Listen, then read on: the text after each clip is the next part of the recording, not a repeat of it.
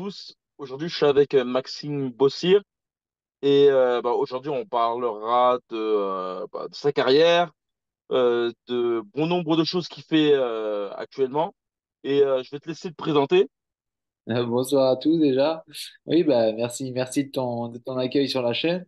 Écoutez, moi, Maxime Bossir, on me connaissait sous le nom du Conquérant, surnom du Conquérant. Donc j'ai 29, j'ai 33 combats professionnels, 29 victoires, un match nul et 3 défaites. Voilà. Et donc du coup, voilà, j'ai une belle carrière malgré tout. J'ai été 2 fois champion de France, champion de l'Union européenne. J'ai échoué malheureusement 2 fois pour le championnat d'Europe EBU. Une fois parce que c'était un combat vraiment au pied levé une semaine avant l'échéance, j'ai accepté. Mais j'aurais pas dû, mais voilà, j'ai accepté. Et puis l'autre fois, bah, pendant toute cette période Covid, voilà, très très compliqué à gérer pour moi. Je pense qu'on aura l'occasion d'en reparler. Comment dire, moi, je t'ai connu en amateur, premièrement. Oui, Je pense on s'est croisés durant tes derniers Montana. oui. D'ailleurs, à l'époque, je voyais que tu avais une boxe très rentre dedans, très agressif un peu à la Ricky Hatton. Oui, tout à fait, oui.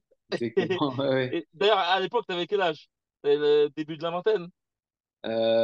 Oui, bah c'est ça, Montana, j'avais même pas les premières Montana quand je les ai gagnés, je devais avoir 19 et j'avais 19 et les deuxièmes que donc j'ai perdu en finale face au très bon Dylan Chara, j'ai perdu en finale et j'avais 20 ans et je suis passé pro dans la foulée. En fait, j'étais déjà pro, c'est pour ça, j'étais peut-être mon tort aussi, j'étais déjà pro. J'étais néo-pro à cette époque-là, il y avait le droit de faire un peu les deux.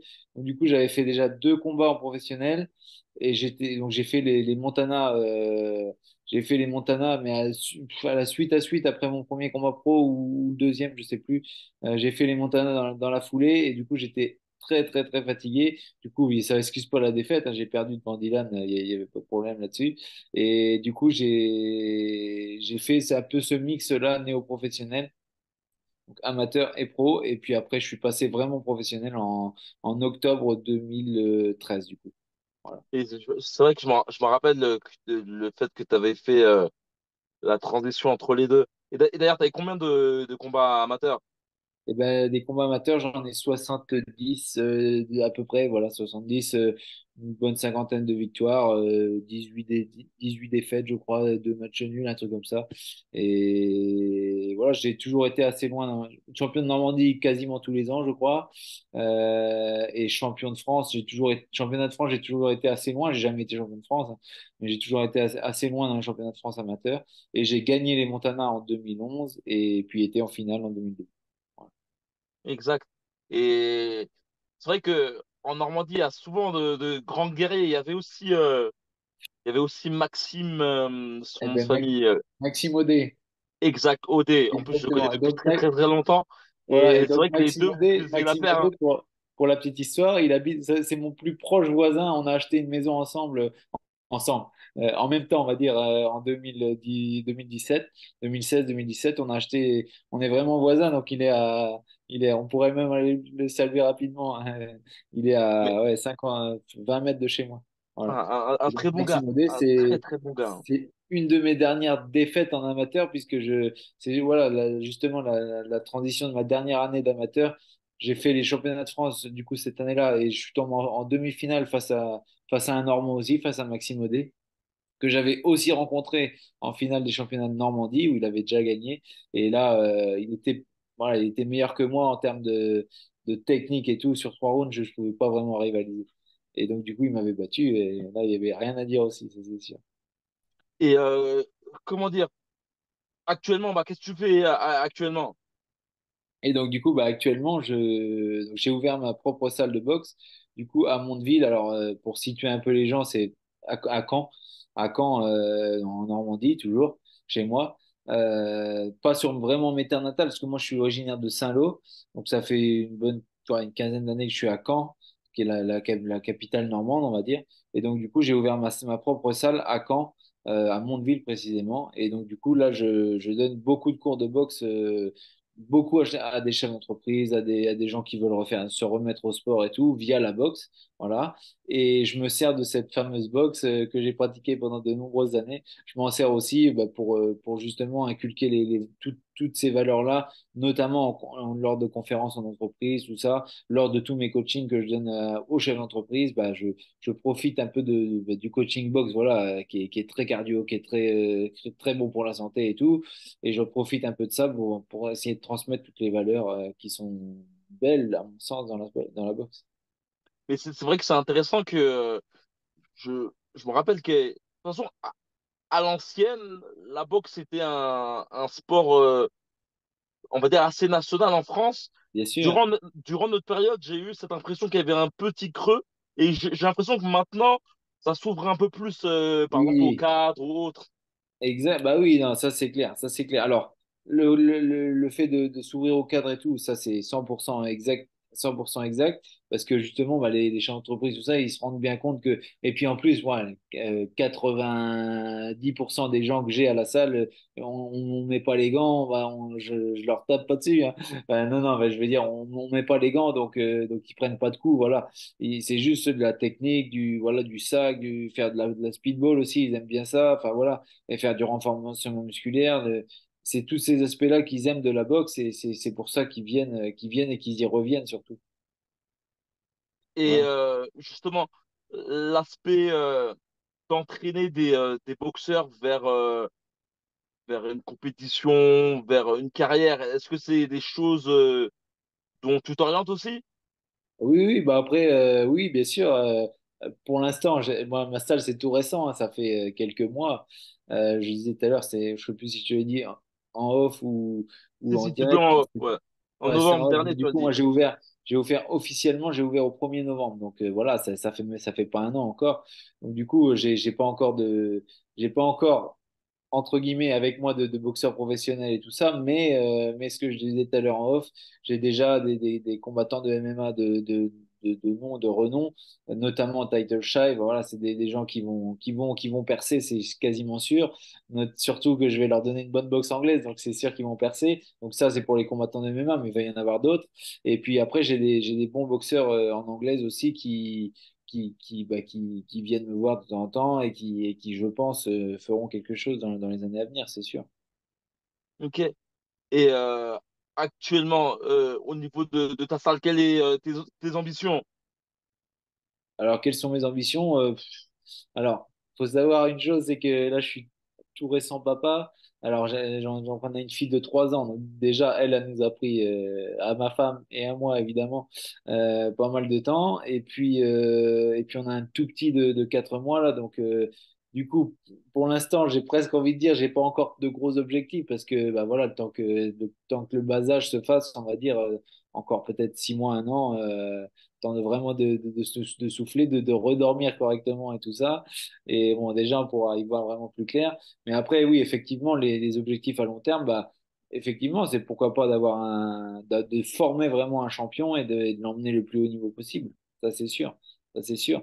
Et puis après, bah, continuer de faire du bien aux gens que j'entraîne, que ce soit les chefs d'entreprise, les femmes, même les femmes. À la rentrée, là, je vais faire un groupe spécifiquement pour les femmes. Donc voilà, parce que les femmes aujourd'hui, c'est je vais pas te l'apprendre, hein, dans le monde dans lequel on vit, et des fois, on a peur d'insécurité et tout ça.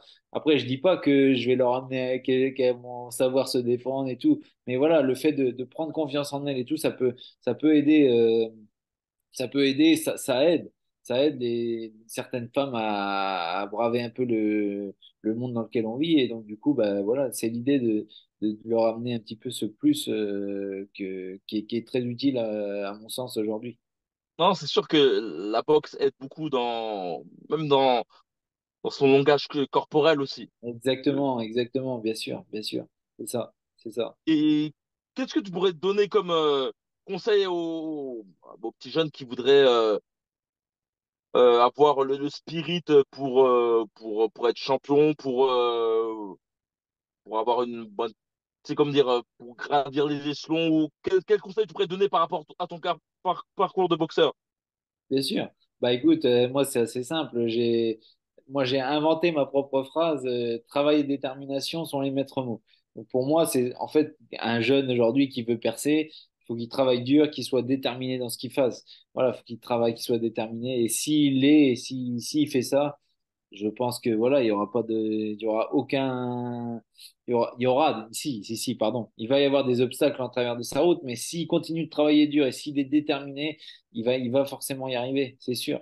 Un jour ou l'autre, il y a une porte qui va s'ouvrir et il faudra aussi qu'il soit attentif à, justement, à tous tous ces petits signaux que la vie en général va lui envoyer. Et puis, bah, faut parfois s'engouffrer dans la brèche et puis après, voilà, faut taper fort, hein. Quand on est sur le ring, c'est ça, hein. Faut taper fort ou en tout cas, soit faut être très endurant, soit faut taper fort ou faut être malin. Mais voilà, sur un ring, hein, voilà, je vais pas te l'apprendre, hein, faut être meilleur. Voilà. Exactement. Et que penses-tu de, bah, il y a, comment dire, le boxeur de ta région qui est parti en Amérique. Bien sûr, Euh, Baptiste Cheval. exactement. Voilà. Que penses-tu de bah, cette nouvelle génération qui part clairement à l'outre-mer pour boxer? Comment tu vois les choses? Parce que de base, boxeur français, on a cette tendance à vraiment rester dans la patrie pour boxer. Qu'est-ce que tu penses des gens qui s'exportent? Eh ben, écoute, pour moi, moi, en fait, je l'ai fait en 2014. Je suis parti avec ma femme. On est partis tous les deux en 2014. On est parti aux États-Unis.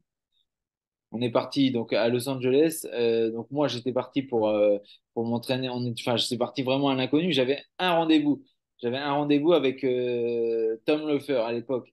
Tom Loeffler, tu vois qui c'est? C'est l'ex-promoteur des frères Klitschko et le promoteur toujours actuel. Je sais pas trop d'ailleurs s'il boxe encore, Voilà. Gennady Golovkin. Voilà. Et donc du coup, Abel Sanchez, du coup, il m'a envoyé chez Abel Sanchez. Et du coup, bah, de fil en aiguille, je suis arrivé à tout ce parcours-là. Je pense qu'on va en reparler après, mais voilà, je suis arrivé à tout ce parcours-là. Et donc, du coup, je suis parti avec ma femme à l'époque, en 2014, pour justement essayer de percer le mieux possible aux États-Unis et surtout de percer, surtout de progresser, de trouver les bonnes méthodes d'entraînement, les bonnes, voilà. Et puis, bah, pourquoi pas un jour y boxer. Et voilà. Moi, j'ai pas réussi, on va dire, à devenir à mes fins, entre guillemets. Mais, euh, mais bon, cela dit, j'ai réussi quand même, dans mon parcours, j'ai réussi quand même ce que je voulais malgré tout. T'as pu boxer en Amérique par la suite Non, ou non, non, non, non, non, tu vois ce que je te disais, moi, je me suis beaucoup entraîné là-bas. On va dire un bon 6 mois de ma vie, je me suis entraîné là-bas aux États-Unis en faisant des allers-retours parce que bah, pareil, toujours, il y avait le problème de visa et tout ça. Je crois que c'est encore le cas pour Baptiste. Il doit pas avoir ses visas encore vraiment travail, mais voilà, c'est en cours et c'est en bonne voie parce il est bien entouré. Et puis après, la chance qu'il a aujourd'hui, alors on l'avait déjà un petit peu à l'époque, mais beaucoup moins. Aujourd'hui, c'est qu'il y a vraiment un gros engouement autour des réseaux sociaux et tout ça. Et lui, il a vraiment explosé sur Instagram et notamment Instagram. Et alors, je sais pas, j'ai même pas ça, mais TikTok et tout, je crois il est vachement suivi. Et donc, du coup, bah, c'est pareil, ça lui amène une vraie visibilité pour avoir des partenaires, pour avoir tout ce monde-là qui va suivre derrière et qui va lui permettre de financer tous ces projets. donc si tu aurais eu le visa, tu penses que tu serais resté en Amérique ou Je, peut-être, oui, potentiellement, avec s'il y avait eu toute cette hype aujourd'hui qu'on connaît avec les réseaux sociaux, tout ça, peut-être, j'en sais rien. Peut-être. mais c'est vrai que c'est un autre monde, hein.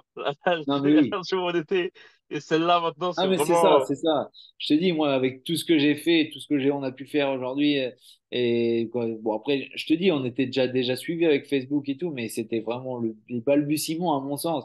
Aujourd'hui, ça aurait été complètement différent, mais c'est comme ça, voilà. On peut non, c'est pas ouais, refaire, c'est on peut pas refaire les choses. en fait, c'est comme une affaire de cause à effet, quoi. T'as mis les devants et après ça évolue, quoi. Même eux, quand ils verront les genoux, ils auront aussi ce sentiment dans certains points, quoi. Mais bien sûr, exactement. Exactement. Et Mais c'est pour d'ailleurs, ça. Par au contre, niveau de la boxe, je te coupe, au niveau de la par boxe, contre, vas-y, par dis-moi, contre, vas-y. ce que je peux aujourd'hui amener, c'est toute cette expérience-là que j'ai, voilà, de vécu, vraiment de vécu. Moi, je peux essayer de le ramener le mieux possible ce soit dans l'entraînement ou après même dans le coaching, on va dire, plus orientation professionnelle, tout ça, enfin, pas professionnel, mais en termes de choix de manager, de machin. Voilà, après, je peux amener tout ça et j'ai surtout un beau petit carnet d'adresses. Donc, c'est un truc qui peut être intéressant pour ces jeunes-là. Entre guillemets, c'est des jeunes, ils ont déjà, ils ont déjà 24 ans, mais ouais, pour moi, c'est des jeunes. Malheureusement, je vais sur 33, donc voilà. Et qu'est-ce que tu pourrais donner au niveau de ton avis entre l'Amérique et la France? Comment tu vois les choses niveau boxe? Niveau boxe, bah c'est quand même, faut pas dire le contraire, c'est quand même un autre monde. Après, c'est sûr que si tu t'entraînes, si tu mets toutes les chances, tout ce qu'il faut, parce on sait comment ils font. Moi, je le sais comment ils font. Le seul gros problème qu'on a en France, c'est qu'on va pas avoir les sparring, on va pas avoir le haut niveau des sparring, on va pas avoir les, certains préparateurs physiques vraiment de très haut niveau ils sont là-bas. Alors, même si on en a ici, hein, ça c'est sûr, et on peut pas, faut pas dire le contraire. Mais voilà, préparation physique, le technique, voilà, ils connaissent vraiment, ils ont ce petit grain en plus qui fait qu'ils arrivent à passer des paliers et à toucher le très haut niveau. Donc voilà, pour moi, hein, il y a trois, quatre pays dans le monde, mais notamment Angleterre, États-Unis. Voilà, la boxe anglaise, elle n'est pas née en Angleterre pour rien, et les États-Unis. C'est sûr que c'est un autre monde. Voilà, Mexique aussi, là où tu es en ce moment, je pense qu'évidemment, ils ont cette science de la boxe. C'est la Sweet Ouais, Science, c'est pas pour rien qu'on l'appelle comme ça. Et voilà, c'est comme ça. Ils ont exact. cette Bah, science. en parlant du fait que je suis au Mexique, moi je suis venu via Ali qui, euh, qui est resté un peu plus d'un an ici et qui a eu l'occasion de faire 2 combats amateurs et 6 combats pro assez rapidement. Bah oui. Et qu'est-ce que tu penses de ce côté du fait que le boxeur doit s'exporter, le boxeur français? Bien sûr. Bah, moi, je te dis, je vais pas dire le contraire parce que je suis parti, je me suis exporté. Alors, j'ai pas boxé, j'ai pas eu l'occasion de boxer, mais encore, j'aurais vraiment bien aimé. Mais oui, pour moi, c'est ça qu'il faut faire, hein. C'est ça qu'il faut faire, même s'il il y en a évidemment, et je dirais pas de nom, mais il y en a qui vont dire non, faut pas, faut rester chez soi, on est bien chez nous. Mais ouais, mais alors, c'est sûr, il faut pas s'exporter n'importe comment parce que si tu vas aux États-Unis ou au Canada ou au Mexique faire le faire valoir parce qu'on est pris pour on peut être pris pour des Roumains, les Roumains qui viennent en France, on peut être pris pour des Roumains là-bas. Je veux dire, c'est un peu logique. Aux États-Unis, les Américains, ils nous voient parfois comme comme nous on voit les Roumains, mais les Roumains ou d'autres, hein. Mais voilà, il faut se mettre dans la peau du champion et puis il faut faire ce qu'il faut à l'entraînement, c'est tout. Exact. Mais c'est vrai que j'ai pas été pro et j'avais pas cette notion parce que j'en parlais justement avec un petit qui est venu aussi au Mexique pour faire un combat pro. Et il y a vraiment ce côté, en fait, être pro, c'est vraiment un game aussi. Faut vraiment faire tes combats, Bien trouver le bon sûr, management pour pas être justement le pigeon. C'est vraiment spécial, hein? bien sûr, bien sûr, bien sûr. Ben, évidemment, c'est ça qui, je te dis, c'est quand je fais ça, faut sentir les choses. Et ça, il y a que enfin que, ouais, il y a tous les très grands entraîneurs et tout, ils ont cette fibre-là. Même moi, j'en suis encore à des années-lumière, mais ils ont ce truc-là, ils sentent les choses. Exact. Et on parlait justement de la différence entre la France et l'Amérique en termes de management ou Oui, autre. bien sûr. Et par rapport à ce que tu as fait avec Abel Sanchez, comment s'est passé ton aventure? Eh ben, écoute, moi, ça s'est plutôt bien passé, surtout au début. En fait, quand je suis arrivé donc en 2014, comme je t'ai expliqué tout à l'heure, alors le plan de base initial, c'était que moi, je parte m'entraîner là-bas.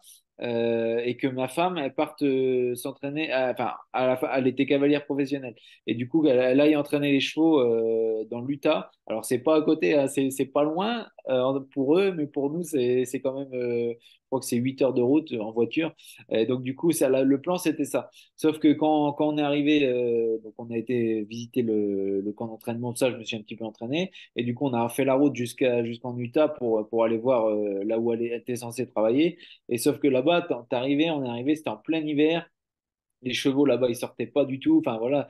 Du coup, si elle restait là-bas, elle allait être là-bas pendant presque 4 5 mois à rien faire quasiment. Et donc du coup, bah, on est retournés tous les deux chez Abel, enfin à Big Bear Lake.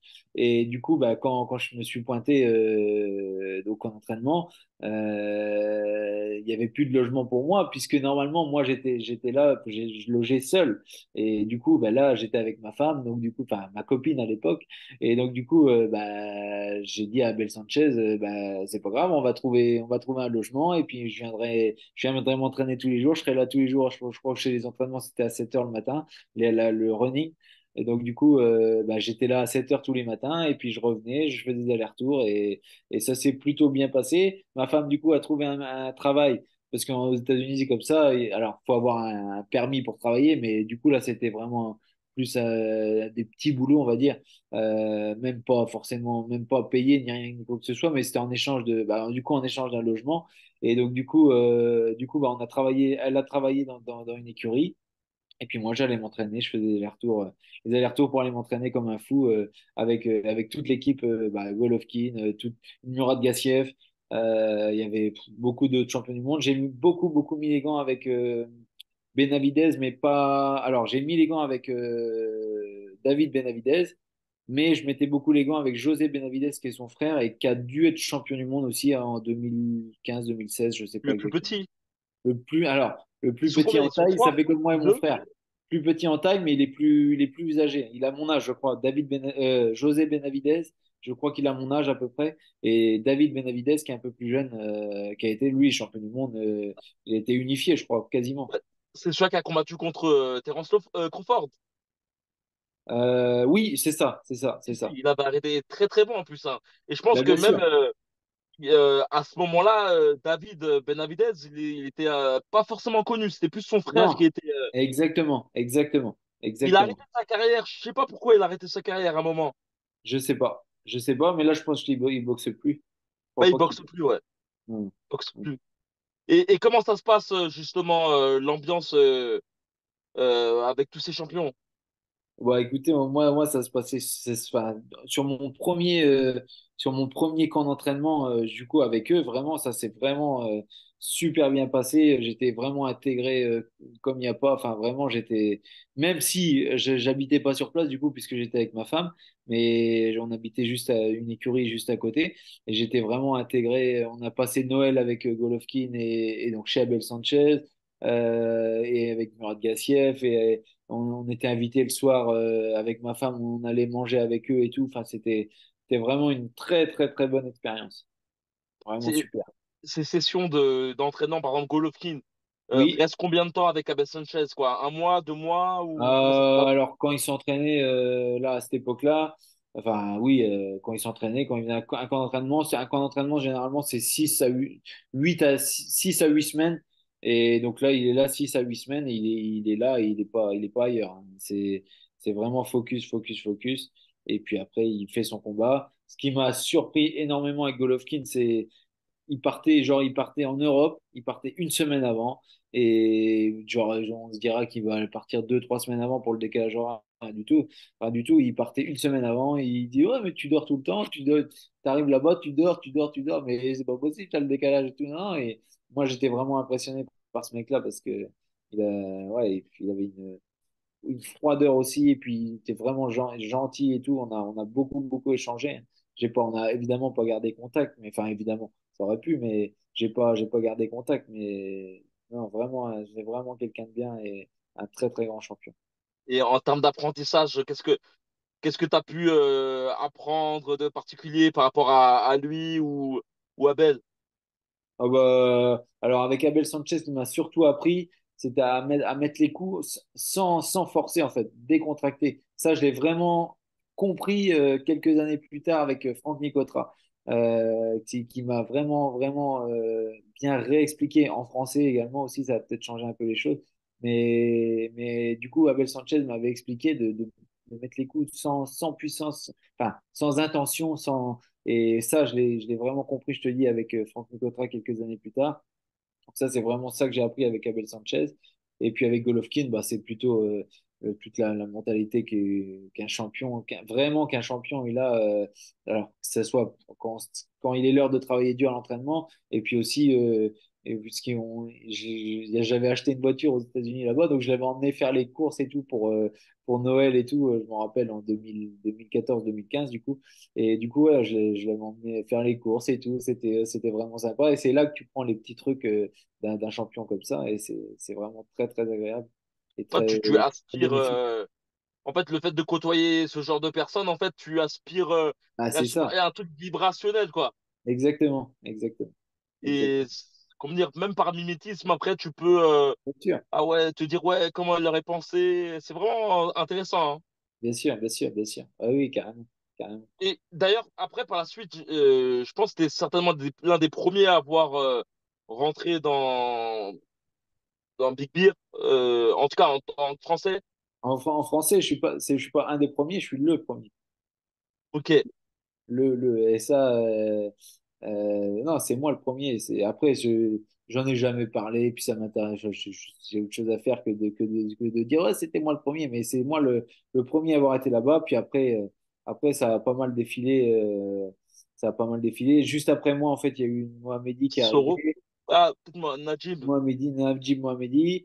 Il y a eu, après, il y a eu bah, Soro après. Soro, bah, Goulamirian, enfin voilà, tous ces gens-là. Mais non, le premier des premiers, c'est moi.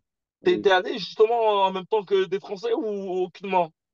Eh ben si, en fait, quand Mohamedi, il a fait, parce que c'était à l'époque où il commençait sa carrière aux États-Unis, et du coup, Najib, il est arrivé dans mon deuxième camp d'entraînement quand j'ai fait, parce que je suis revenu, comme je te disais tout à l'heure, j'étais obligé de faire des allers-retours en France, parce que quand tu te passais 3 mois quand tu as l'ESTA aux États-Unis, tu es obligé de rentrer en France, donc on rentrait en France 1 ou 2 mois, je sais plus, et on repartait, j'étais reparti là-bas pour refaire un camp d'entraînement, et du coup, là, Najib, il était là, à ce moment-là, préparait ses, je sais plus, ses demi-finales mondiales, ou je sais plus exactement.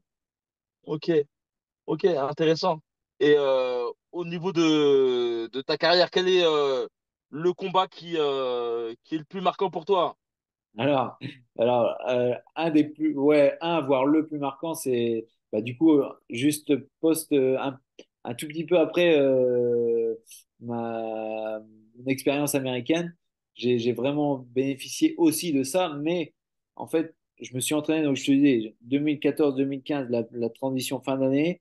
Ensuite, début 2015, je suis retourné faire un camp d'entraînement à Big Bear, mais voilà, là, c'était super bien, j'ai pris beaucoup d'expérience, mais sauf que bah, c'est ce que je disais tout à l'heure, je suis rentré une semaine avant pour faire un championnat de France en poids Walter, là où je me suis vraiment tiré dedans et c'était compliqué au niveau du poids et tout. Et puis au niveau du décalage horaire, j'ai mal géré, très mal géré. Du coup, j'ai gagné le championnat de France, mais heureusement, voilà, c'était face à Steven Boyer, qui est pas, voilà, qui est un bon boxeur, mais qui est pas une foudre de guerre, on va dire. Du coup, j'ai gagné, mais voilà, c'était quand même un combat serré. Et c'était pas normal. Mon niveau, normalement, je devais gagner plus largement que ça. Et du coup, j'ai gagné. Et là, j'ai décidé de pas retourner chez Abel Sanchez, de rejoindre ma femme qui était du coup dans l'écurie dans l'Utah. Et là, j'ai fait vraiment un gros camp d'entraînement très basé sur le physique, préparation physique, où là, j'étais accompagné, entre guillemets, par mon préparateur physique qui a toujours été de l'époque, donc Florent Houlot, qui est quelqu'un vraiment de chez moi, de près de Caen. Et donc là, c'est lui qui m'a fait vraiment mon programme. Donc là, je me suis entraîné comme un fou pendant 6 semaines, vraiment physiquement. Et ensuite, je suis rentré en France bien en amont et je suis allé me préparer chez Salem Amraoui, du coup, au Noblard de Rouen. Donc, Rouen-Caen, c'est une bonne heure de route. Et là, du coup, je faisais la route une fois la semaine. j'étais logé chez Salem. Et là, je me suis vraiment préparé dur. Et cette finalité-là, c'était le combat que j'ai fait pour le championnat de France contre Franck Arochorta. Et ce championnat de France-là, c'est très, très bien passé pour moi. Voilà, j'ai gagné, j'ai réussi à gagner par KO au cinquième round. Et donc, du coup, c'était vraiment un très, très bon souvenir. Voilà. Ok. Non, c'est vrai que quand on pense aux coulisses des boxeurs, c'est vrai que c'est assez délicat. Je vois que t'as fait beaucoup de va-et-vient, Bien Amérique, sûr, bien sûr. France, Bien et sûr.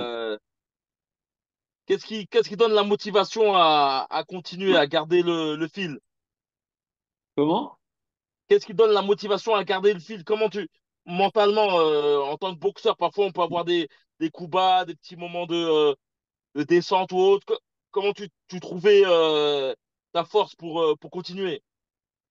Eh ben, écoute, faut essayer de garder ce mindset toujours, mais c'est ce qui n'a pas été facile. Moi, tu vois, bah, par exemple, on va avancer un peu dans le temps, mais là, je te dis, mon gros combat, c'était en 2015. Et là, là, si on se projette un petit peu, on avance un petit peu. Du coup, en 2018, j'ai été faire un championnat d'Europe au pied levé, ce que je t'ai expliqué tout à l'heure en off, je crois.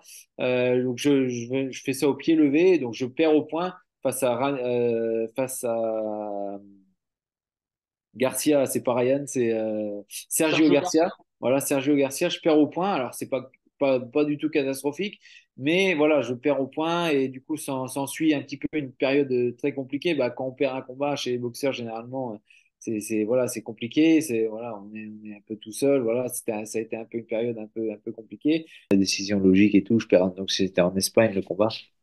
Voilà, donc du coup, j'ai mis un peu de temps quand même après à me relancer et tout. Et donc, du coup, donc ça, là, on est en 2019, je fais un petit peu de dépression et tout. Je suis pas vraiment dans mon assiette, on va dire. Et il se trouve que fin 2019, sur les conseils de ma femme, de certains de mes gros partenaires financiers, je pars en Angleterre et là, vraiment, je me retrouve en fait. Et le fait, je sais pas, le fait d'être aussi à l'étranger, le fait de parler anglais, parce que j'adore parler anglais, d'être dans un environnement avec des amis aussi qu'on a depuis très longtemps. Je suis bien dans mon environnement. Et là, je retrouve ma boxe, je retrouve envie de boxer. Donc, je trouve évidemment l'entraîneur qui correspond en la personne de Ryan Barrett. Et voilà, que c'est ce que je dis souvent, hein, c'est pas le meilleur entraîneur, hein, loin de là. Mais voilà, c'est en tout cas au moment où c'est la personne qui m'a correspondu. Et voilà, et il se trouve que voilà, il y a une alchimie qui se fait. Et puis bah, du coup, on est fin 2019. Je signe pour faire de nouveau un championnat d'Europe chez moi à Caen, qui est prévu le 21 mars 2020. Donc, du coup, bah, donc, je rentre rapidement pour les fêtes de Noël et les fêtes de fin d'année. Et puis après, bah, dès début janvier 2020, je pars en Angleterre, je mange boxe, je dors boxe, voilà, je fais que ça, que ça, que ça. Je regarde assez peu les réseaux sociaux, je suis vraiment dans ma bulle et je suis concentré sur mon combat qui aura lieu le 21 mars. Et puis bah, là, je m'entraîne comme un fou, quoi, il n'y a pas d'autre mot. Et puis bah, là, évidemment, je rentre en France début mars 2020. Et là, autant dire que voilà, c'est la douche froide parce que bah, il y a ce fameux Covid qu'on a tous connu Ok. en 2020. Et là, voilà, redescente. Enfin, non, ça n'a pas été pareil, mais ouais, c'était voilà. Bah, évidemment, le combat il a pas lieu le 21 mars 2020, ça on s'en doute. Enfin voilà, c'est évident. Et du coup, bah, il a été reporté à maintes et maintes reprises pour finalement avoir lieu bah, entre les deux confinements qu'on a vécu le 10 octobre, à quelques jours près d'ailleurs, il n'avait même pas lieu, ça aurait peut-être été mieux, mais bon, c'est comme ça. Et donc du coup, bah, j'étais pas, moi-même dans le combat, j'étais pas vraiment bien préparé parce que pareil, je devais retourner m'entraîner en Angleterre, faire une deuxième fois, une deuxième préparation. J'ai même pas pu y retourner à cause de bah, tous les aléas qu'il y avait pour les voyageurs. Si je partais en Angleterre, j'étais obligé de me confiner 2 semaines, 2 ou 3 semaines dans une chambre. Enfin, ça n'avait aucun, ça rimait à rien d'aller là-bas pour ça. Et enfin, j'aurais peut-être dû le faire et puis pas me confiner, mais bon, sous risque d'avoir des grosses amendes et tout. Et puis au final, je me suis quand même on va dire bien entraîné, mais ici, chez moi, chez mon préparateur physique de toujours, Florent Rouleau, quelques kilomètres quelques centaines de mètres même de chez moi où je vis actuellement. Et donc, du coup, voilà, j'étais quand même j'ai une très, très belle salle. Enfin, voilà. Mais voilà, il n'y avait pas non plus j'avais pas de gros sparring partner, j'avais pas de, et puis j'avais surtout, j'avais cette haine par rapport à toute cette période et tout qu'on a connue et par rapport au report et tout ça. Et donc, du coup, j'étais pas suffisamment dedans. Et voilà, le combat, je l'ai perdu par KO en plus, c'est ce que je redoutais le plus. C'était de perdre un jour par KO, donc c'est ce qui m'est arrivé. Et C'était bon, quel voilà. adversaire? Comment? C'est qui l'adversaire? Et l'adversaire, c'est des Matteo Signani, pourtant voilà, un adversaire de 41 ans au moment des faits. Donc il a été champion d'Europe encore presque 3 ans. Il a perdu son titre là récemment, assez récemment en Angleterre. Mais voilà, il avait 44 ans quand il a perdu son titre. Et voilà, c'est un très très bon champion, hein, il n'y a rien à dire là-dessus. Peut-être aussi que j'ai peut-être un petit peu sous-estimé aussi. Mais vraiment, vraiment, je suis sûr à 100% de moi, à 300% même que c'est toute cette période Covid et tout qui m'a porté préjudice et je suis sûr de moi si on avait fait ce fameux combat-là au mois de mars 2020, voilà, je suis Ah, c'est sûr de sûr moi, je serais passé de toute autre manière, ça c'est sûr. c'est sûr que ça joue beaucoup sur la psychologie. De Tout toute à façon, en fait. termes général, cette période, a tué beaucoup de gens, quoi. Oui, bien sûr, oui, oui, Et oui, quand oui. tu parles de préparation physique, si tu avais un conseil pour les jeunes boxeurs ou autres, pour toi, quelle est une belle préparation physique? Quelle est la caractéristique d'une bonne préparation physique? Ou pour un combat en termes général? Bien sûr, pour les combattants en général, en termes de préparation physique, pour moi, hein, c'est mon avis, mais il faut quand même beaucoup courir. Après, c'est pas forcément de la course, faire un footing de 10 km tous les matins, c'est pas ça, mais faut quand même beaucoup courir, faire beaucoup courir, c'est-à-dire faire des footings entre 5 et 8 km, on va dire 2, 3 fois la semaine.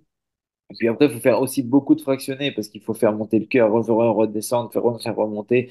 Voilà, il faut avoir un gros fractionné. Mais ça, il n'y a que la course à pied qui. Enfin, pas que, mais évidemment. Mais en course à pied, en tout cas, on a l'occasion de bien travailler ça. Donc, et en même temps, le fait de courir très tôt le matin aussi, ça, parce que c'est un avantage psychologique aussi sur les autres parce qu'on se dit forcément que notre adversaire, il est pas en train de courir à 5 heures du matin, c'est pas possible. Alors peut-être que si, mais on se dit qu'on se persuade que non. Et du coup, ça donne un avantage psychologique. Et ça, à mon sens, c'est bien de le faire. Voilà. Après, en termes de préparation physique plus globale, bah, évidemment, aujourd'hui, aujourd'hui, c'est à la mode. Mais moi, je le faisais déjà avec mon préparateur physique, comme j'ai dit tout de suite, Florent Rouleau. Il me faisait des gros programmes, et notamment quand j'ai boxé en 2015, Franck Aranjorta. J'avais fait une grosse 6 semaines de grosse préparation physique sur son programme à lui. Et voilà, c'était beaucoup c'est un peu du CrossFit, on va dire, mais pas non, du cross-training, on va dire, avec beaucoup d'exercices rythmés vraiment sur un round de 3 minutes, avec 1 minute de récup. Et là, j'enchaînais jusqu'à 10 rounds, puisque je préparais un 10 rounds. J'enchaînais ces 10 rounds-là avec des différents exercices Des circuits de de training, quoi. Circuit de comment? training. Des Ouais, c'est ça, circuits. des circuits training avec pompe claquée. Après, tu soulevais des poids. Après, tu faisais ci, tu faisais ça. Après, tu te tirais, tu te soulevais beaucoup de poids de corps, tout ça. La Voilà. première fois que j'ai fait ça, c'est avec un frère d'armes qui entraîne à Massy. Et j'avais utilisé ce genre de concept pour mon combat à main nue. C'est mélange entre cardio, musculation, etc., quoi. Et tu tournes à chaque Exactement. fois. Exactement. Et tu reviens sur le circuit tout le temps.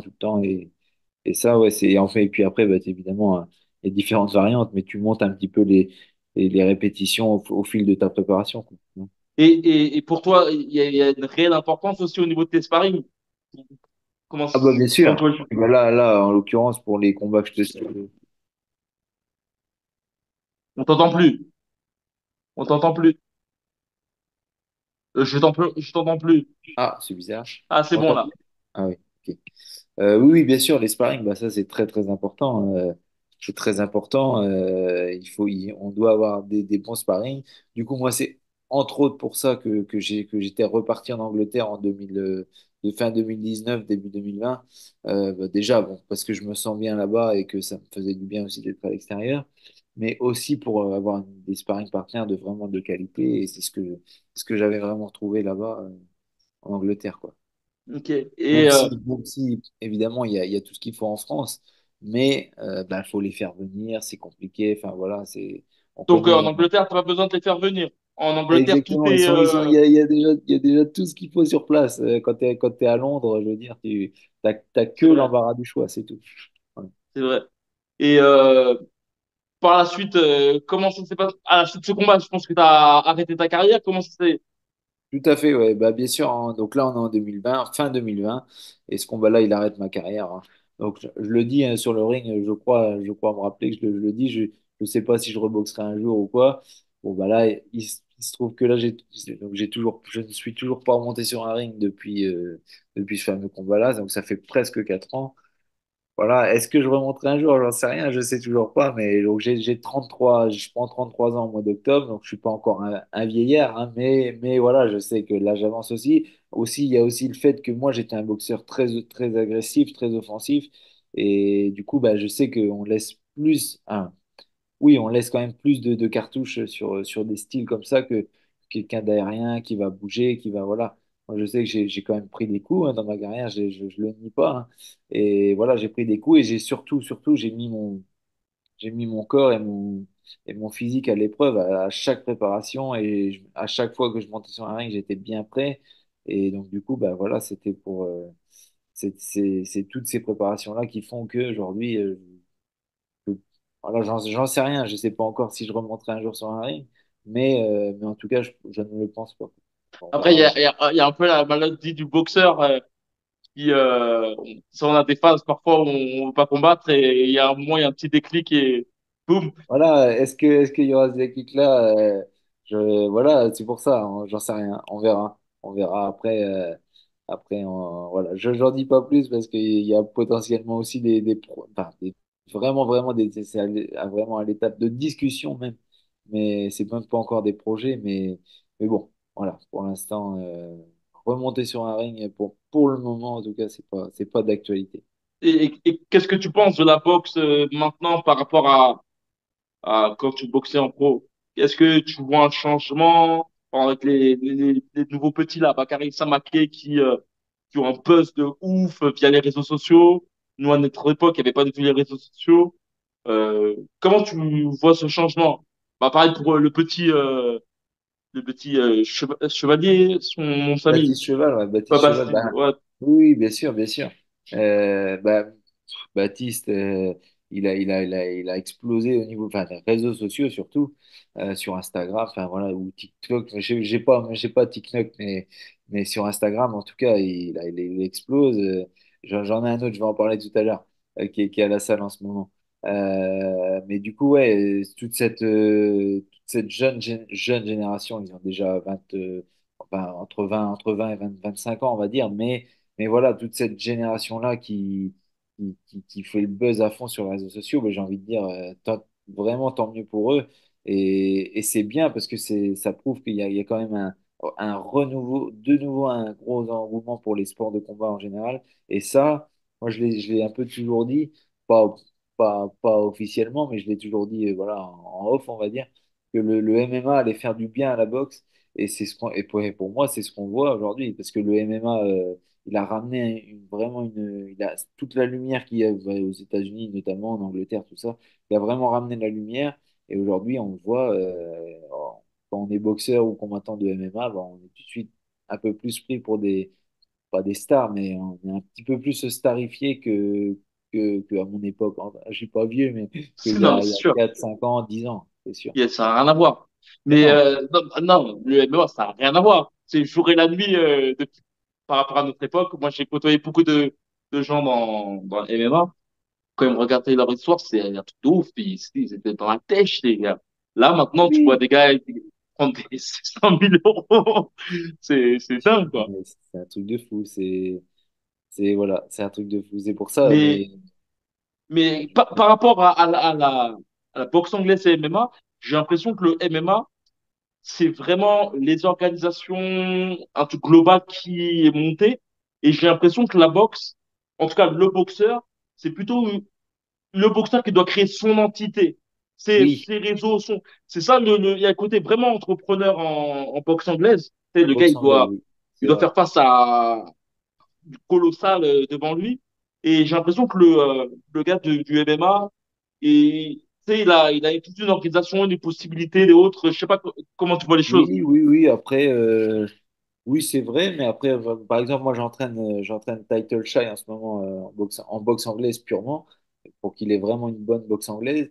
Et donc, Title, après, non, je pense qu'il doit aussi se vendre, il se vend, c'est aussi à lui de trouver des partenaires, tout ça. Donc, non, moi, je pense, que c'est un petit, ça, oui, c'est vrai qu'il y a plus des grosses entités derrière les combattants de MMA, c'est vrai, mais c'est aussi à eux de sortir Après, ça les. reste la même chose, quoi. Il faut se vendre, quoi. Ouais, pour moi, c'est un peu la même chose quand même. Oui, oui.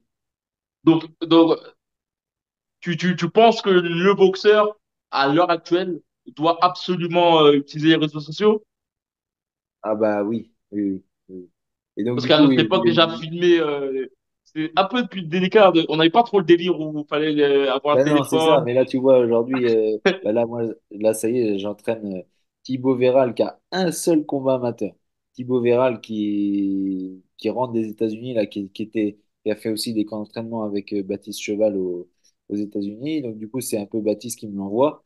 Et là, voilà, c'est vraiment un très, très bon gamin. Un gamin, hein, il a 23, il m'a dit, oui. Donc, oui, vis-à-vis de moi, il a presque 10 ans de moins. Du coup, ouais, c'est vraiment des gars comme ça qui, voilà, qui ont fort avec les réseaux sociaux, tout ça, à mon avis, et c'est ce qu'il me dit aussi, c'est ce qu'il me disait en arrivant chez moi il y a quelques jours. Bah oui, oui, si je perce pas sur les réseaux sociaux aujourd'hui, bah, ma carrière, bah, c'est même pas la peine de faire une carrière de boxeur professionnel ou quoi, c'est même pas la peine. Et bah, malheureusement, il a un peu raison parce que voilà, si c'est vrai que s'il a demain, il a 50, 100 000 fans sur Instagram, bah, forcément, dans ce lot-là, il y en aura forcément qui vont venir vous le voir boxer et qui vont venir le soutenir. Évidemment, il aura peut-être des haters aussi là-dedans, mais il y en a surtout qui vont venir le soutenir, le voir boxer et puis bah, payer des tickets et puis bah, voilà, redonner cet engouement global à la boxe que la boxe mérite. Non, c'est sûr. Et même en y pensant, là, actuellement, je suis au Mexique et j'ai un petit qui a fait son premier combat pro ici. Je le connais pas personnellement, mais c'est un petit 23 ans qui a fait son combat pro ici et qui me parlait justement du côté business de la boxe, quoi. Le fait qu'il faut, tu sais, quand t'as un manager, faut le payer pour avoir des bons matchs. Bien sûr. Que parfois, si t'as pas le bon manager, on peut te ramener dans des casse-pipe. Et en vrai de vrai, je pense que le boxeur doit avoir un bon réseau social, pourquoi pas même vendre des choses à côté, quoi. Par exemple, si les coachs sportifs ou autres vendent des trucs Bien sûr. et Tout à se fait. servir justement de sa carrière pour créer son propre écosystème, quoi. Exactement. Exactement. C'est C'est que ça. le monde de la boxe a complètement changé. Il y a vraiment, je pense qu'à notre époque, il y avait vraiment ce délire un peu, en tout cas, j'ai l'impression qu'on avait un mental très, on est salarié, quoi. Je sais pas comment tu vois les choses. Et là, il y a un mode un peu plus entrepreneur, toi. Après, toi, tu es vraiment Oui, allé loin. Moi, je vois un peu dans le prisme amateur, tu vois, et oui, bien aussi sûr. via les propos de certains boxeurs où tu sens qu'ils sont amers et tout ça. Mais en vrai de vrai, le boxeur, ça, il est tout seul, en fait. Il est vraiment tout Mais bien seul. sûr, Il doit alors, être bien sûr. entrepreneur. Et alors, tu parles de mon époque. Alors, je pense je vais dire on n'est pas vraiment de la même époque, on va dire, parce que je pense que on est l'entre-deux, on va dire, je pense. Toi, exactement, Moi, t'as moi, boxé j'ai à quel 38 ans, moi. Ouais, Mais t'as 38 ans, donc on, on va dire, on va dire que je suis au milieu entre 38 et moi j'ai 32 là, et donc tu vois, les jeunes qui arrivent, ils ont 25 ans, voilà. Donc on va dire que je suis entre deux, et moi, en fait, dès que je suis passé professionnel, même un petit peu avant, en fait, j'ai toujours eu ce côté vraiment entrepreneur et j'avais cette vision moi, j'avais une vision qui était de vraiment d'organiser des gros événements en Normandie, parce que, enfin, en Normandie, pas ailleurs, mais j'ai réussi à en organiser en tout cas des très beaux événements en Normandie, et c'était vraiment ce que je voulais faire, et c'est ce que j'ai réussi à faire malgré tout. Malgré, évidemment, si j'aurais voulu aller beaucoup plus loin, moi, mon rêve ultime, je vais même pas le dire, je vais même pas le dire là sur la vidéo, quoi, mais manager, non. Comment? manager.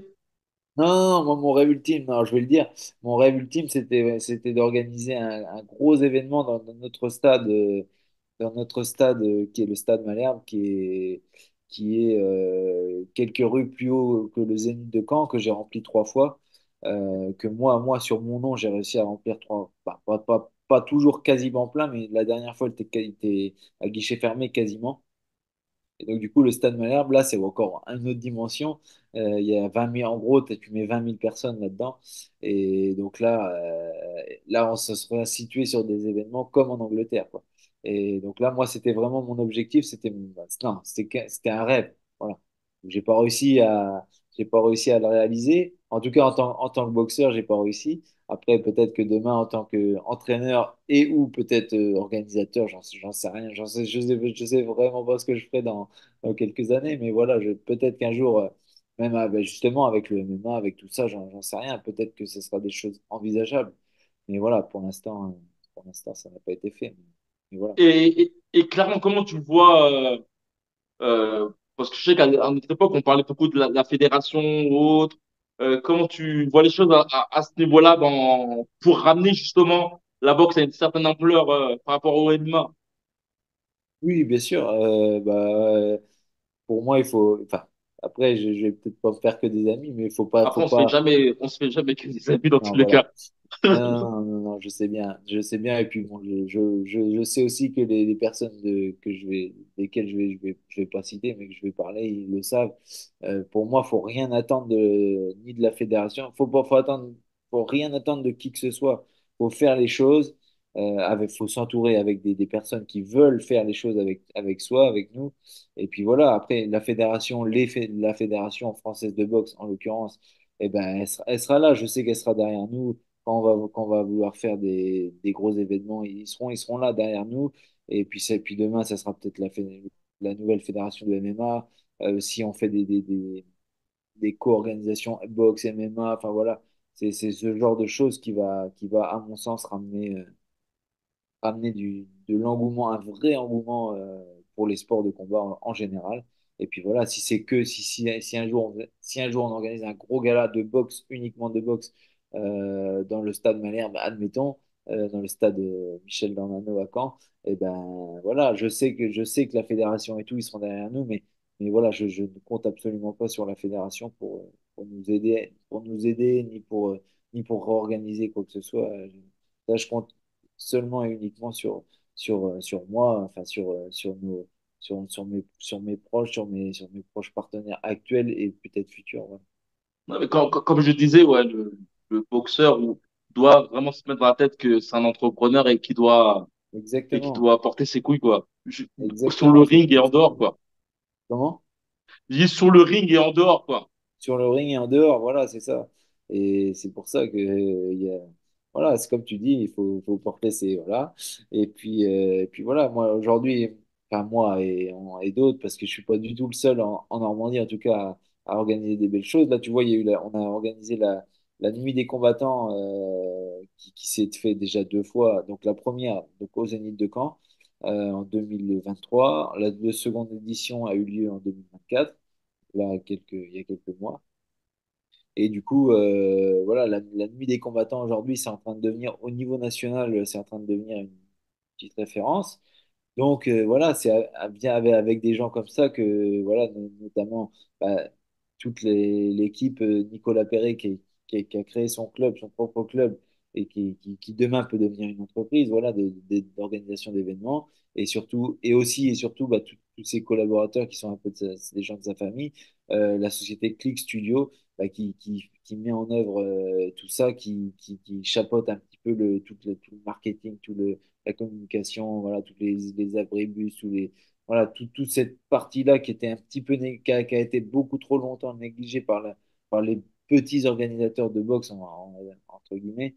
Ça a été vraiment beaucoup trop négligé pendant des années. Et ben là, c'est remis vraiment en lumière et grâce à des gens comme ça. Et puis ben voilà, maintenant, demain, il faut qu'il y ait les boxeurs à mettre sur des beaux plateaux et puis ça ne peut que fonctionner. Et est-ce que actuellement tu suis la boxe euh,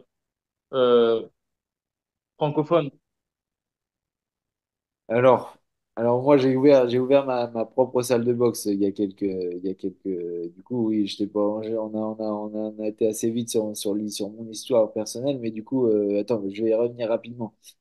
Du coup on est en fin 2020 donc du coup ouais, j'ai eu une période un peu de flottement on va dire de 2021 j'ai pas fait grand-chose j'ai vécu on va dire sur le peu d'argent que j'avais gagné avec la boxe et donc du coup bah après quand tu prends dans un tas et que t'en remets pas t'es obligé de retourner au boulot, on va dire. Et donc, du coup, bah, j'ai passé tous mes diplômes de coach en validation d'acquis. Et puis, je me suis dit, mais j'ai quand même deux, trois petites histoires à raconter. Je parle pas trop mal, ça va. En public, je me débrouille pas trop mal. Et donc, j'ai dit, bah voilà, je vais essayer de monter des conférences. Et puis de fil en aiguille, voilà, des contacts, les relations, les machins. Je me suis trouvé à donner des conférences à la prison de Caen, notamment dans des entreprises, dans des clubs entreprises, dans des entreprises.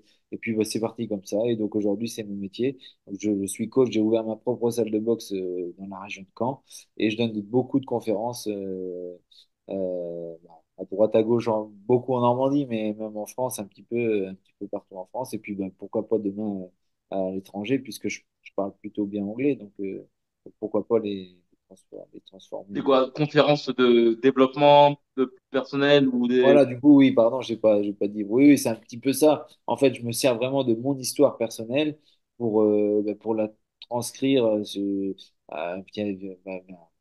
la retranscrire via des chefs d'entreprise, des commerciaux, voilà. J'essaye de transmettre un petit peu ma propre histoire à moi, que j'ai vécu à moi, ce que je t'ai raconté là, avec tout ce Covid, tout ça, voilà, et comment j'ai rebondi derrière. Et ben, j'essaye de retranscrire tout ça pour monsieur et madame tout le monde, ou pour un chef d'entreprise, ou pour un commercial, ou voilà. J'essaye de retranscrire tout ça, qui se reconnaissent un petit peu dans mon histoire à moi et enfin, j'essaye, ouais, je retranscris tout ça pour que ça colle le mieux possible à monsieur et madame tout le monde, quoi. Après, c'est sûr que, comment dire, dans tout ce qui est aspect entrepreneur ou autre, la psychologie du boxeur, elle est totalement calquée Bien avec sûr, un chef d'entreprise, un exactement, entrepreneur. exactement. C'est pour Et ça que en ça vrai de plaît. vrai, tu Comment? tu disais, Non, non, non, justement, je disais comment. Non, non, mais bien sûr, c'est exactement ça, tu as tout résumé. Et c'est pour ça que bah, mes conférences, elles plaisent plutôt bien aux chefs d'entreprise et à la façon que j'ai d'amener mon propos, on va dire, près de leurs salariés, près de leurs commerciaux, voilà, c'est pour ça que généralement, ça plaît plutôt bien. d'ailleurs, ta salle, on peut la trouver où, elle est où actuelle, elle est où exactement plutôt? Alors, exactement, elle est à Mondeville. C'est une commune voisine de Caen. Mondeville, elle est juste à côté du plus grand décathlon de la région, ou peut-être même un des plus grands de France. Donc, du coup, elle est chez Vitalform. Elle est chez Vitalform, qui est une salle de sport classique, on va dire. Donc, du coup, moi, je sous-loue une salle, l'ancienne salle de RPM, là, tu sais, où ils faisaient le vélo parce que le propriétaire alors je vais revenir sur le propriétaire, mais le propriétaire de cette salle-là, il a ouvert une très grosse salle à If, qui est une commune voisine, et donc du coup, il a plus besoin des salles de cours collectifs, il fait plus de cours collectifs dans cette salle-là, du coup, je les ai récupérés. Et donc du coup, le propriétaire de cette salle-là, ce n'est autre que le gagnant de koh 2008. Donc Ok. voilà, voilà. Pour la petite histoire. Et en général, quelle personne vient dans ta salle? Alors oui, c'est une bonne question. Moi, j'ai 80%, c'est des chefs d'entreprise. Ouais, 70-80%, c'est des chefs d'entreprise voilà, qui veulent se remettre au sport ou alors faire un. Il y en a qui sont très sportifs, ils veulent juste faire un sport différent. Et bah, voilà, la boxe, voilà, tu connais comme moi, hein, mais la boxe, ça les fait kiffer de taper dans les pattes d'ours, même pour certains de faire un peu de sparring, bon, toujours avec moi, mais voilà, faire un peu de Moi, sparring, gentil. du sac, de la speedball, ils adorent ça. Je vais monter une spar bar aussi dans la salle. Parce que voilà, ils aiment ça, l'entraînement du boxeur, faire de la corde à sauter. Et pour certains, quasiment tous, ils en ont jamais vraiment refait depuis la maternelle, depuis le primaire. Donc du coup, ouais, ils kiffent vraiment l'entraînement du boxeur, faire des abdos, faire des pompes, voilà. Et en gros, les séances, ça dure 1 heure. Vraiment, vraiment, après, comme dans toutes les salles de boxe, hein, que ce soit à Paris, que ce soit, voilà, je sais que beaucoup de gens font ça aujourd'hui. bah voilà, le sport pour les businessmen. Et, et ça plaît vraiment beaucoup. Et D'ailleurs, je visiblement, mettrai le lien de de toute façon, les visites, ton Instagram pour les personnes qui veulent te oui, contacter. voilà, oui, super, super. Ouais. Et d'ailleurs, toi qui me disais que tu as réussi à remplir un stade, je suppose que dans ta région, quand tu marches, les gens ils te disent coucou, comment ça se passe? C'est un peu la star de la région? Oui, la star, non, bah alors, oui, je l'ai été quand même, on va dire en 2000, bah, ouais, 2000, de 2015 à 2018, 2019, j'étais vraiment, vraiment beaucoup reconnu. Maintenant, ah oui, encore, bien sûr. Mais je marche dans la rue, t'inquiète pas, je suis pas anonyme, mais bon, ça va, ça va. Mais oui, non, non, non, si, ça fait plaisir d'ailleurs. T'as beaucoup de gens qui disent, ah ouais, salut, c'est Maxime et tout. Il y en a, ils ont un doute, parce que j'ai un peu changé physiquement, enfin, un peu, et ils ont un doute, et c'est Maxime, non? Je dis, oui, oui, c'est moi. Donc Mais voilà, et puis, c'est vrai qu'on n'imagine pas. Moi, j'ai fait une fois non, j'en ai certainement fait plusieurs, mais il y a un gars là qui m'a, je vais pas dire choqué, mais j'ai vu que en province, il y avait vraiment, en termes d'engouement du public sur la boxe, c'est bien dingue. sûr, bien sûr, bien C'était sûr. un gala j'étais parti dans un gala du Haut Pass. Ça fait Oui, bah longtemps, très voilà, très bah, longtemps. Johan, c'est Mais laisse pareil. tomber, le public, il est Bah ouf. oui, bien sûr. Bah, Johan, c'est pareil, lui remplissait. Je sais pas combien il y avait de personnes de la soirée que tu parles, mais À c'est un Abbeville. gars. Comment? C'était Abbeville ou Saville, je crois bien. Abdil, Abbeville, et lui, exact. je, je sais pas combien il y avait de personnes dans la salle où il organisait, mais je pense que c'était dans les autres 2 3 peut-être 4000, j'en sais rien. Si. Et il remplissait facile comme ça, il disait qu'il boxait, et puis les gens, ils venaient de voir. Et Mais c'est c'est pour vrai ça que, et à cette époque, j'entendais trop de trucs disant que la boxe, ouais, elle est en déclin, personne n'aime la boxe. Mais quand tu vas en province, mais oui, bien sûr, les bien gens sûr, kiffent. bien sûr. Et même ils ont encore la Mais, hargne, tu vois. Et encore pire ouais, en on a le Normandie. fighting spirit un peu à Encore pire en l'anglaise, voilà, un Normandie. peu ce que tu vas retrouver à Londres dans des gros galas et tout, bah, voilà, bah, tu vas le retrouver à moindre échelle, mais chez nous, chez nous en province, voilà, c'est ça. Exact. Et bah, c'est bientôt la fin de, euh, du chronométrage. Et Oui. je sais pas si tu as une dernière chose à dire pour les jeunes boxeurs. Eh ben, écoutez, les jeunes boxeurs, de toute façon, je sais plus si je l'ai dit ou pas dans notre précédente Parti. là-dessus, mais en gros, bah, soyez déterminés. Alors aujourd'hui, c'est vrai, il faut être bon sur les réseaux sociaux, tout ça, ça c'est sûr. Mais il y a une chose qui est absolument certaine, c'est que si vous n'êtes pas bon sur le ring, et c'est pas les réseaux sociaux qui vont vous sauver, c'est pas voilà. À un moment donné, qui que vous soyez sur les réseaux sociaux, si tu sais pas mettre un gauche droite et si tu sais pas prendre un gauche droite aussi, ben voilà, tu vas jamais devenir boxeur professionnel. Après, Donc voilà, il faut être déterminé. Moi, j'ai inventé cette phrase-là il y a 2000, je sais pas, 12, 13, 14. Travail et détermination sont les maîtres mots. Pour moi, il y a que ça de vrai. Et si tu travailles pas dur et que t'es pas déterminé dans ce que tu fais, tu vas pas loin. Tu vas pas mais loin, tu vas nulle part. Donc voilà, travaillez dur, soyez déterminé, et puis ça, le reste va, le reste va suivre. C'est obligé. Mais c'est vrai, comme tu dis, ouais, les réseaux sociaux ont une certaine importance. Après, il y a le côté un peu trop comédie que je peux voir, qui C'est peut, ça. tu sais, la boxe, c'est du réel, tu vois, et Ben parfois, ça part voilà, trop c'est en ce que je viens de comédie, te quoi. dire. C'est ce que je viens de te dire. C'est à un moment donné, si tu t'entraînes pas et si t'es pas bon sur le ring, voilà, c'est tout. L'adversaire en face, il va te punir, hein, et puis voilà. Je terminerai sur une chose. Tu penses de quoi de Jack Paul? Alors, je regarde plus du tout la télé, plus trop tout ce genre de combat-là, mais bien que ça m'intéresse beaucoup parce que j'ai envie justement peut-être d'organiser des choses du même goût, quoi, voilà. Après, je sais pas comment il boxe, mais après, j'ai vu que quand même, il avait un certain niveau. J'ai vu quelques vidéos. Je peux pas dire parce que je veux pas critiquer ni bien ni mal, je sais pas, je sais pas. Mais le peu que j'ai vu, je crois qu'il se débrouille vraiment pas trop mal. Ouais, il semble, Ouais, Bien se Comment? débrouiller, il y a rien à dire. Après, moi, mon gros problème, c'est déjà les combats, que des combattants de MMA ou autres. Et le fait de vouloir boxer Mike Tyson, là, moi, ça me casse. Oui, non, mais là, Après, c'est Mike Tyson aussi, c'est que c'est là. un grand garçon aussi. Hein. Mike Tyson Comment? aussi a besoin d'oseille, mais j'ai l'impression Oui, que c'est comme un sacrifice c'est notre papier à tous, tu vois. Et bien tu sûr. essayes de prendre son aura, tu vois. Ouais, non, non, non, mais ça, c'est pas bien, ça. Ça, c'est pas bien. Tu peux pas, à l'âge qu'il a et tout, tu peux pas détrôner le King, c'est pas possible. Alors, Là, c'est le meilleur des meilleurs, tu peux le pas. mec, Mike Tyson marche avec avec des cannes, tout ça. Non, C'est, non, tu peux ah, pas jouer sur son image comme ça, c'est pas mais possible. le combat aura lieu, hein. Ah, bah ça, après, c'est pas possible parce que le combat, il aura lieu pour ça, c'est tout. C'est tout. Grave, grave. Bah, ça va couper prochainement. Ouais, Bah, merci de l'entretien.